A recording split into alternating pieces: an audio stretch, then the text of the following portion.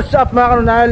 Pupunta po kami ngayon sa Philippine Monument dito sa South Korea. So ituturo namin kayo mga kanunal at ikwento namin sa inyo kung ano nangyayari ng panahon ng Korean War at anong ginawang kabayanihan ng ating mga magigiting na mga sundalong Pilipino. Laban lang!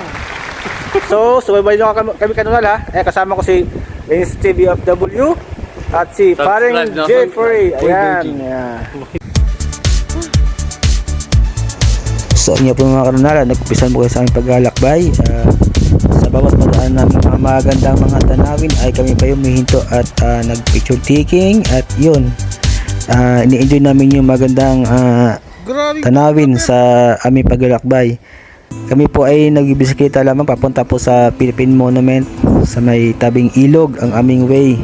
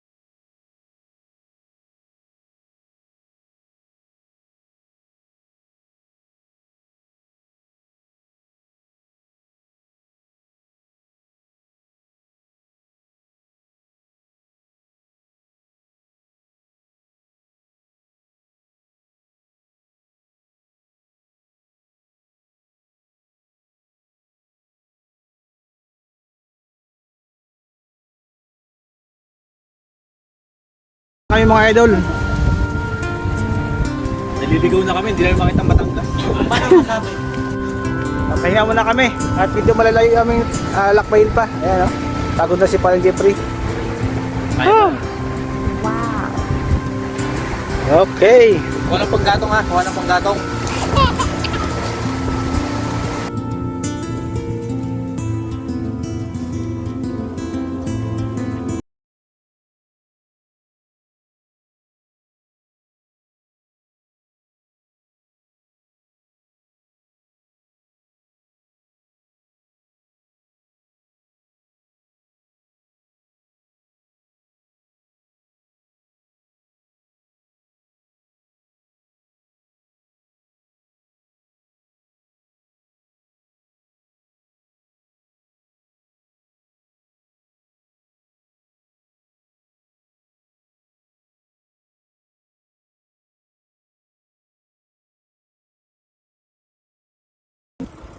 A few moments later. Ayun po mga kanunal, dumating na po kami sa aming location dito sa may Philippine Monument. Ayan. Kami nagbibiskita lang kami ng mga tropa. Ayan. Medyo pagod din at medyo malayo na konti aming nilalakbay. Ayan. Pero at last nakarating kami ng safe dito sa may Philippine Monument dito sa South Korea. Ayan.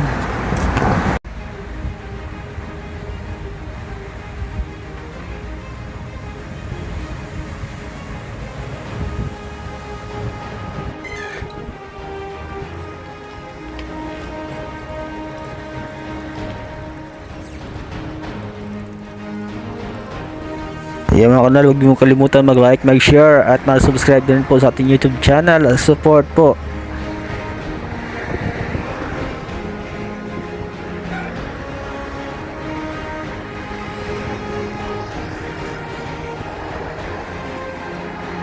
Ayan mga kanal, ito na po tayo, dumating na po tayo sa pinaka main event sa ating paglalakbay. Yan.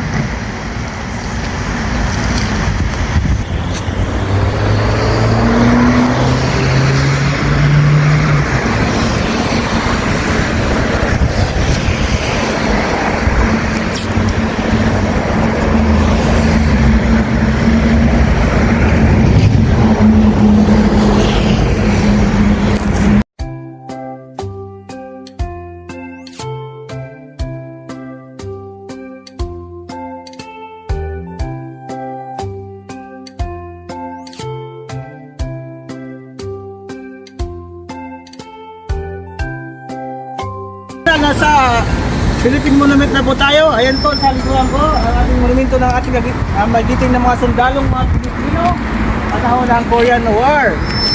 So ayan mga kanunal, patunay na hindi basta-basta ang ating mga magiting sundalo. Shout out sa ating mga sundalong mga Pilipino na lumalaban sa panahon ng digmaan ng mga Puricom. Pero ayun mo, 1,000 soldier compared sa sundalong mga North Korean at mga Chinese. Kaya iba tayo sa ating monumento. Yan.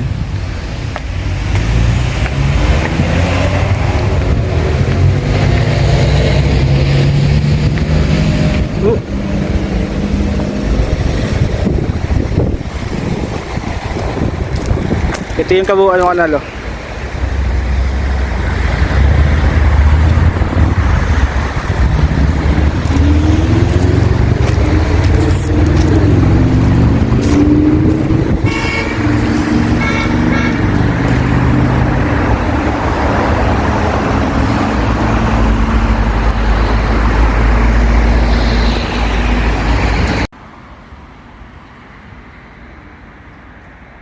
So mga kanunal, dito po tayo sa Philippine Monument sa may South Korea, kung saan ito po yung mga tagpuan sa may Gonsandong, Donggyeonggu, Goyeongsi, Gyeonggi-do Province po dito sa may South Korea. At the same time, ito po ay binuo noong October 2, 1974 para po sa ating mga sundalong Pilipino na nagbuwis ng buhay noong panahon po ng Korean War. So ito po ay nangyari noong September 19, 1950 ng ating Korean War, na kung saan ay gumawa po ang ating mga sundalo Pilipino ng surprise attack para sa mga komunista na mga grupo sa mga North Korea at sa mga Chinese din po. Sila magkasama sila. Ngayon, nag-dispatch po tayo ng 1,496 Filipino soldier na kung saan po mga kanunal ay nanalo po sila sa mga labanan na yun.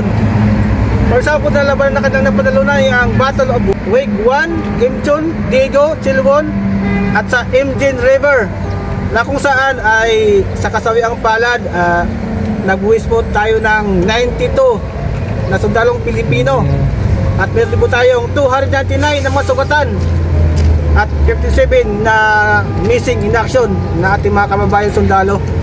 So mga kanunal, nakataba po ng puso, sobrang proud po tayong lahat na dito sa Korea ay may itong history po ng kagitingan, kabayanihan ng ating mga sundalong Pilipino sa panahon po ng Korean War. At ito po isang stop episode para sa inyo mga bayaning Pilipinong sundalo.